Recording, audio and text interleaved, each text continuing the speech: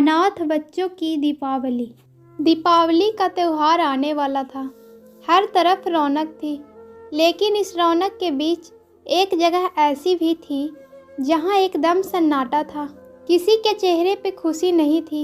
ये था शहर का पुराना अनाथालय। छोटे बड़े हर उम्र के बच्चे थे वहाँ।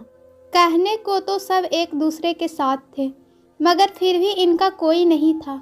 शहर के बड़े कारोबारी मोहनलाल ने कई साल पहले इस अनाथालय की नींव रखी थी, लेकिन उनके देहांत के बाद से ये अनाथालय खुद अनाथ हो गया। मोहनलाल के बेटों ने कभी इस अनाथालय पे ध्यान नहीं दिया, जिस वजह से यहाँ के बच्चों का जीवन बहुत ही मुश्किल हो गया था। अनाथालय में जितने भी लोग काम करते थे, वो सब पहले ही सारे बच्चों को उनके हाल पे छोड़कर चले गए थे। अनाथालय के सारे बच्चों में सबसे बड़ा रामू करीब 12 साल का था, जो एक ढाबे पर काम करने लगा था और किसी तरह से सब कुछ संभाल रहा था। वो अक्सर ढाबे का बचा हुआ खाना अनाथालय के बच्चों के लिए ले आता और काम करके जो भी पैसे मिलते उन्हें वो सारे बच्चों पर खर्च करता था। एक दिन जब रामू काम से आता है, तब वह देखता है एक छोटा बच्चा राजू बहुत रो रहा है। तभी रामू राजू से पूछता है, क्या हुआ, तुम क्यों रो रहे हो? तब राजू बोलता है, भैया मुझे अपने माँ पापा की याद आ रही है। अगर वो होते तो मैं भी दीपावली का त्यौहार मनाता और मिठाइयाँ भी खाता। रामू राजू की बात सुनकर बोलता है, ऐसा मत सोच राजू, भगवान ने चाहा तो हम सब भी दीपावली ज़रूर मनाएंगे। तुम्हें और सारे बच्चों को दीपावली पे मिठाइयाँ मैं खिलाऊंगा। दीपावली का दिन आ जाता है। रामू हर रोज़ की तरह ढाबे पर काम करने जाता है।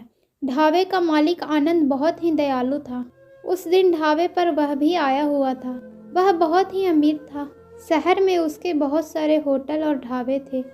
जब वह रामू को काम करते देखता है, तब वह वहाँ काम कर रहे लोगों से पूछता है, यह कौन है और इतनी छोटी उम्र में काम क्यों कर रहा है? वहाँ के लोग रामू के बारे में सब कुछ बता देते हैं। तभी आनंद रामू के पास जाता है और रामू से कहता है, बेटा तुम पढ़ाई नहीं करते? तभी रामू बोला, नहीं। यह सुनकर आनंद बोला, बेटा तुम्हें आज से यह काम करने की कोई ज़रूरत नहीं। यह सुनकर रामू घबरा जाता है और बोलता है, क्या हुआ मालिक, मुझसे कोई भूल हो गई है तो मुझे माफ़ कर दीजिए, पर काम से मत निकालिए, मुझे इस काम की बहुत ज़रूरत है।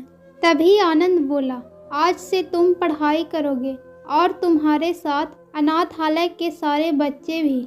मुझे यहाँ के लोगों ने तुम्हारे बारे में सब कुछ बता दिया है। यह सुनकर रामू बहुत खुश होता है। आनंद रामू को बाजार ले जाता है और सारे बच्चों के लिए मिठाइयाँ, पटाखे और कपड़े खरीदता है और राजू के साथ अनाथालय जाकर सारे बच्चों को दे देता है। यह सब देखकर सारे बच्चे बहुत खुश होते हैं। रामू सारे बच्चों को खुश देखकर आनंद से बोलता है, मालिक आपने हम लोगों के जीवन को खुशियों से भर दिया। इस तरह उनकी दीपावली का त्यौहार उनके जीवन में खुशियाँ ले आता है।